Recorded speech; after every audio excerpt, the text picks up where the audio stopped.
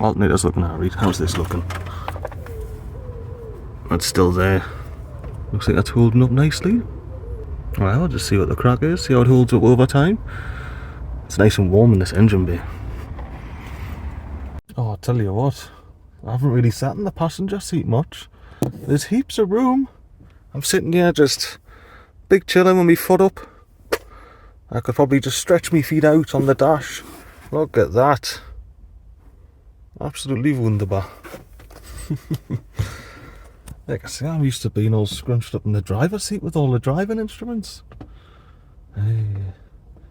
But the old repairs are holding up. Also, I thought I'd just say that's how you're supposed to do shower power, not run extension cables into your van. Yeah, just FYI. Deein.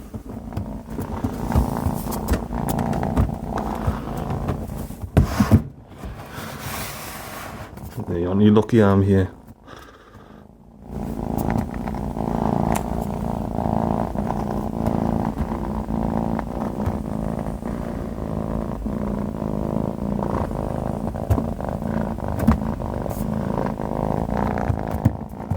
I'm doing you out for a big jump.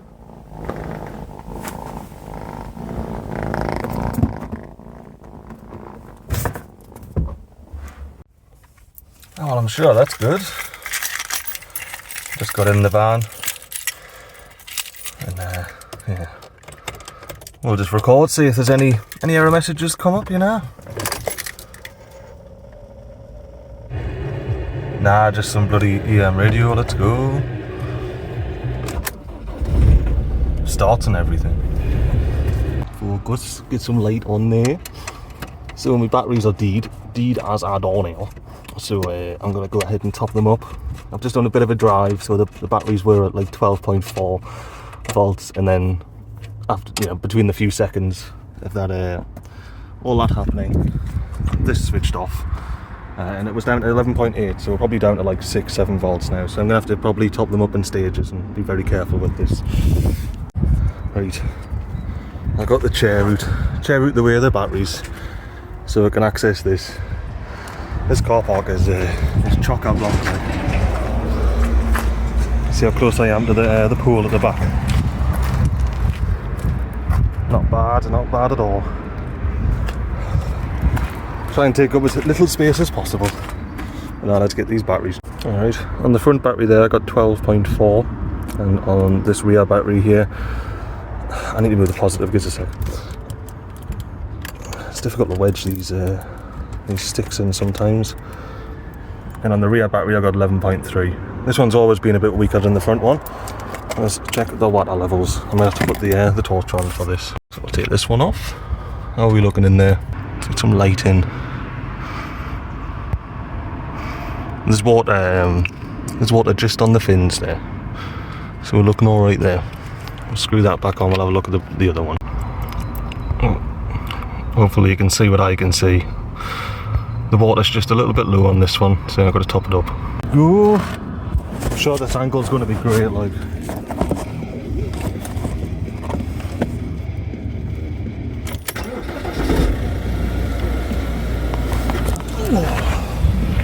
Probably pause this now. Looks like that music's never getting fucking paused, so. Positive on positive, negative on negative, 13.14 volts, yep, 13.14, it's because it was on 13.99 and then it went to 14, this one, 14, so all I'm hoping for now is that I haven't overfilled them and they don't start like overflowing battery acid under the seat. That will be a good thing, that will be a preferable thing. The alternator's definitely chucking in some charge, like, because if you have a look at the readout there, fucking 13.8. It's all back together. Got the old steering lock on and the keys out the ignition. I'll show you the door closing. Have a quick peek of this. Yeah, that's the old wide body mod, and you can see where I've been slipping, because when I open the door I have to just really push against this, otherwise the door just will not open. Actually, since I have a health friend just arrived, would you mind very carefully opening the door, please? There you go, and you see it hits. And then it fucking guns. But if I hold it like this, really give it a push, and then you open the door for it, you can see it just clears. So yeah, that shit needs to get sorted. And yeah, don't install your own wide body. I had some fights with some trees. Gonna have to paint over that. And I also have a bit of this action going on. A bit of deep gouging from, again, fights with trees. So yeah, there's a few spots I need to touch up.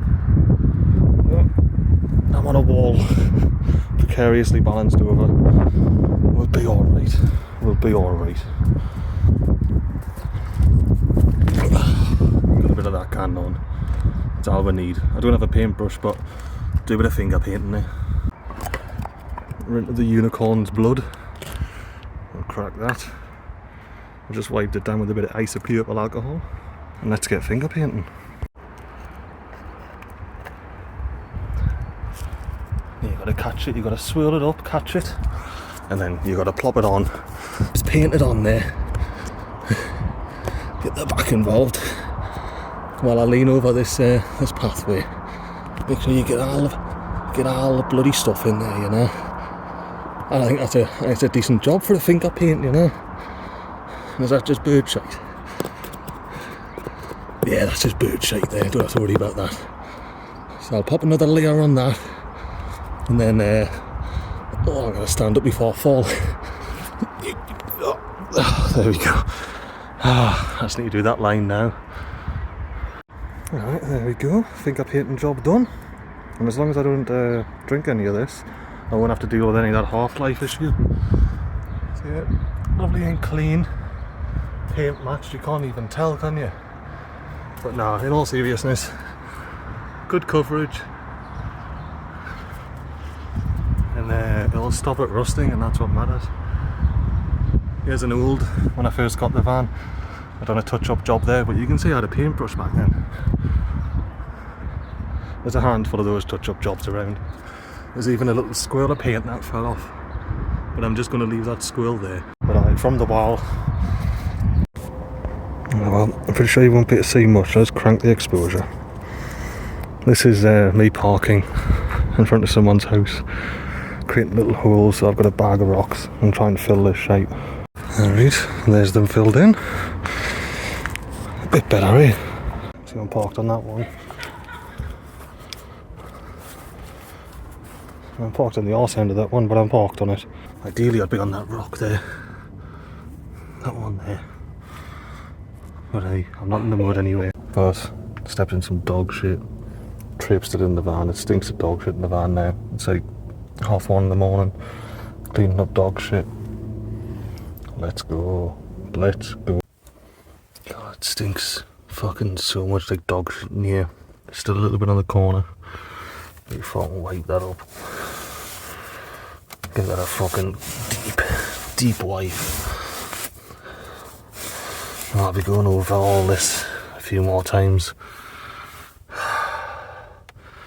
With the old flash with bleach.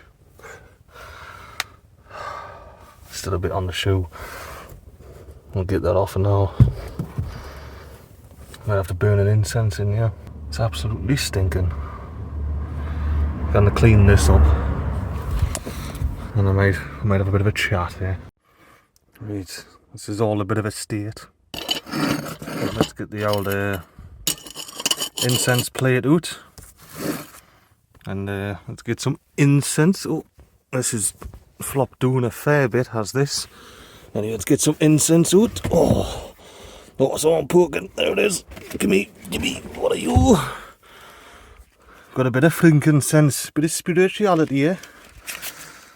I think a bit of frankincense will go well with the aroma of dog turds in the van at the moment. Ah, shit, I need a lighter. Man needs fire. How does man do fire? It's a bit overkill, but I'm going to do this. I'm going to get some gas. And this. And you know what? We'll just start a fire on the bed. We'll do that. See how much of this I can do one-handed anyway. And I might just leave it in there. just go full YOLO. Oh, come on, one-handed goodness. What do we got? Drop it in. I can see some bloody purple hairs in there. I don't know whose they are. Look at those hairs. Hairs everywhere. Can I lock this in place? I can. Right. Let me get my little bit of incense. We'll get that there ready. Let's start a fire on the bed. Fire on the bed has initiated. Oh fuck!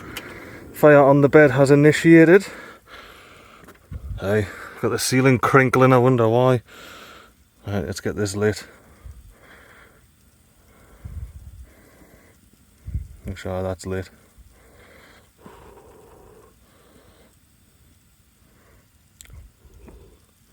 There we go, and that's lit. Let's get this turned off. And you can stop crinkling. Oh, it's lovely and warm up there. Right. So now we've got the frankincense gone. That's all bloody mopped up. Oh well. Hello there. Hopefully this angle's alright. Can't seem to find me tripod. Don't know why I can't find my tripod. It's nice and clean in here. So since the Scotland trip and replacing the alternator, which happened a few days after coming back from Scotland, I've been in the Toon the whole time. And the only living in the van I've been able to do is sleeping in the van. And that's, yeah, as much as I can afford. Because I left my job. Basically realised the job wasn't for me. Left it. And have found quite a lot of prejudice towards people that live in vans. At least from companies that want to hire people full-time as full-time employees and all that. I find with contracting they don't seem to care as much as long as you log on, do the work. So yeah, 2 days after I quit my last job, I had a job offer for a pretty ideal job for what I want to do. Fully remote, that's all good, though I'm looking to work remotely. I have remote workers and everything like that. It seemed good until I made the fatal flaw. Being honest, nah, it's a tad too cynical. I ensured that they knew I lived in a van beforehand, because I don't want that to be an issue that comes up X amount of months into the job, you know. And then once that got understood, or essentially once that got to the managing director, the job offers were withdrawn, and there was a meeting, you know, gather more information. Then it was decided that, you know, they weren't ready to hire remote workers. That's their way of not showing legal prejudice. And there's been a few like that. A fair few recruiters I've spoke to, being fully on board, you know, ready to go, find you this job, that job, very skilled, experienced, qualified, etc., all that bullshit. Some of them express it needs to be fully remote work, and then they're out, because for some reason they're just not on board with that. Some of them are like, yeah, remote's fine, no problem, but then the tone, there's a noticeable tone change when you express that you live in a camper van, as I've been calling it, because that gets much better responses than I live in a van or a converted van. Saying I live in a camper van, a motorhome or something like that, it's been around a bit longer, hasn't it, in people's heads, the idea of it. Basically resorted to applying for hybrid jobs and sort of random contracts and things like that. I have a job starting next week. It's a nice little 4-day-a-week touch, but it involves 2 days on site. Out of those 4 days at different cities. So, you know, it's all right. I have, you know, a few days to sort of do something in the van if I can. Because the reason why I haven't been living in the van other than sleeping in it, which I'll get to because that's becoming a problem now, is money. I'm not a rich man, and I didn't have the money to fund travels while, with no income anyway. So yeah, like I say, I've got this job, it's starting. I get a company car with this job as well, which is great, isn't it? Everyone loves a company car, except when you live in a vehicle. Then having another vehicle to look after you is just an absolute burden. Like, I have lived with 2 motorbikes, 3 motorbikes, and then, yeah, 2 motorbikes and 2 vehicles before, so 4 vehicles I had to look after. And I tell you what, moving house with 4 vehicles, no trailers, it's a lot.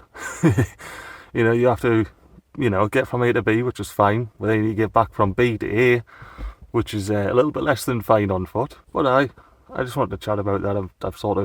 I've seen ployers, the Toon shift very, very quickly, immediately in an interview when I mentioned that I live in a van and things like that. So yeah, I have this job. Like I said, it initially started out as a 1-day-a-week contract on site, and they liked me so much that they offered me 4 days, 2 days on site and some remote work as well. So I'm not going to say no to basically a full-time wage. It beats a 1-day-a-week wage, I tell you that. But yeah, it's still not a job that would allow me to live, the van life lifestyle. So it's a temporary thing, it's a temporary contract, and I've let them know that as well, that role itself I can't do for very long. It just goes directly against, what I do, how I choose to live my life and the lifestyle that I choose to live, which isn't the most convenient, but has its payoffs, has its wins. When all you're doing in the van is sleeping in it, it doesn't really have any wins. It's been a couple of months now. You can probably see by the hair there that that it's been a little while. I haven't dyed it since just before I went to Scotland, so you can see all the blonde in, even on the ponytail there. It's a nice light lilac, if anything. The issue with only sleeping in the van was fine when it was winter, because I would put the heater on every morning and that would burn off the humidity. But now that it's well and truly spring, the morning temperatures anywhere between sort of 13, 15, 16 degrees after my hot ass has been in here all night, heating the place up. Yeah, like for example, there's usually heaps of condensation on here. This whole thing's just condensated. A bit of bloody Jack Black there's condensated. You can even see all of the drips and stains thanks to the flash here. And because I'm not living in it, like, just spider web there, so I've got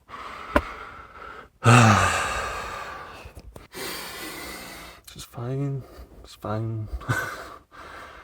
There's also trees directly above, so if I stay any longer I'll start getting sappy. And I counted like 4 slugs when I was going around to the van. Oh yeah, and the batteries are dead in the van, so when I want to get in and out the van I have to go to the driver's door, use the key, which works somehow. I'm not going to question it. Been well over a month now. The batteries have been dead or dying, or at most I've had them last a week. After a big drive. Anyway, that was just a talk in the dark at 2 AM or whatever. Talk in the dark with Migley. I turned around and that dog shit smell is so much stronger.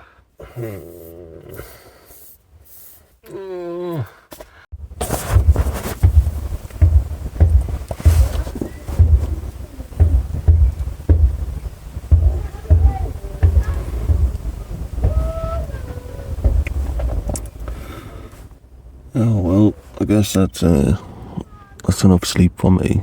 That's all the sleep I'll need. The joys of keeping on a street. Good morning. It's been a couple of days since I recorded the last bit. That was at night time. The old dog shit incident. And I mentioned humidity after I've been sleeping in here. So I thought I'd show you because I've just woke up, as you can probably tell. So yeah. It's not particularly cold or humid outside, but we've got the standard moisture all the way over there.